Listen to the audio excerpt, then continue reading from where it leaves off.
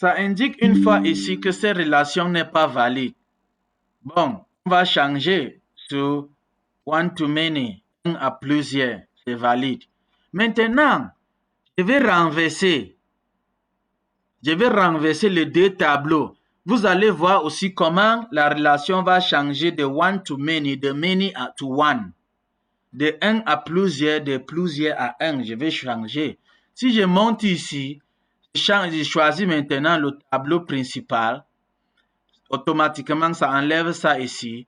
Deuxième tableau, j'ai choisi le tableau démographique. Vous avez vu, la relation change automatiquement, many to one. Et, c'est-à-dire aussi direction de filtrage.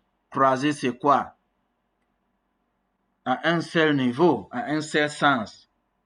C'est ça qu'il faut comprendre. Si tu comprends ça, si on prend, ça veut dire que ici, comme on a changé, vous avez vu comment BI a automatiquement signalé que cette colonne et cette colonne, les deux colonnes, si ont les informations similaires.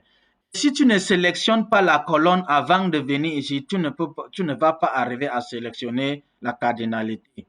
Il faut d'abord choisir les colonnes que tu veux créer la relation entre. On a choisi ça, on vient ici, on sélectionne. C'est bon maintenant. Mais ça dit qu'on peut maintenant cliquer sur OK. La relation est listée ici, tout comme les derniers deux qu'on avait. On va avec ces deux relations là, on vient de créer ça, qui est aussi identifié. Ça veut dire quoi? Si on ne veut pas créer une relation ici, on peut venir ici décrocher. Ici, là, si tu décroches, ça va enlever le lien entre les deux tableaux. Si on décroche là-bas, si on décroche ici, je vais décrocher ça par exemple. Et je vais cliquer sur fermer. Vous avez vu comment ça va appliquer.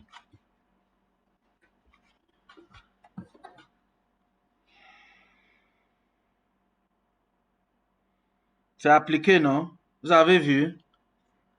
J'attends. Il y a une question que j'attends. J'attends une question.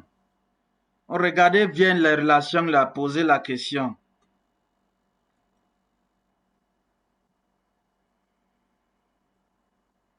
Si personne ne voit pas une question. Oui, pourquoi la relation âge groupe là est en pointillé? C'est ça. C'est pas en ligne droite. Exactement.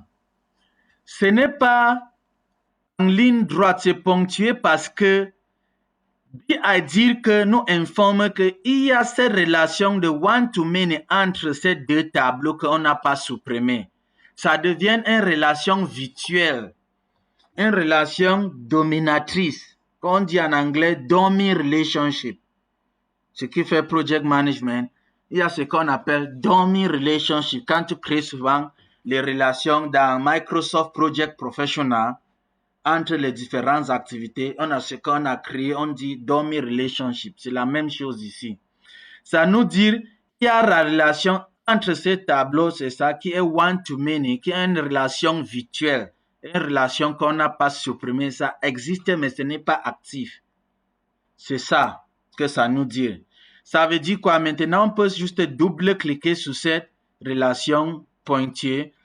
On vient ici. On va voir qu'il y a ces relations qui existent effectivement. Maintenant, ici, on voit ici en bas, on peut activer ça, on peut rendre ça comme une relation active. Pour rendre ça comme une relation active, on peut cliquer ici pour activer ici. On active là-bas, on clique sur OK, ça devient une relation active. Si tu ne comprends pas ça maintenant, sera dans le danger. Il faut comprendre, s'il vous plaît. C'est ça que je prends beaucoup de temps pour expliquer aussi. Maintenant, les relations s'y sont très bien établies. On peut commencer l'analyse. C'est qu'on dit créer les relations, c'est ça qu'on vient de faire.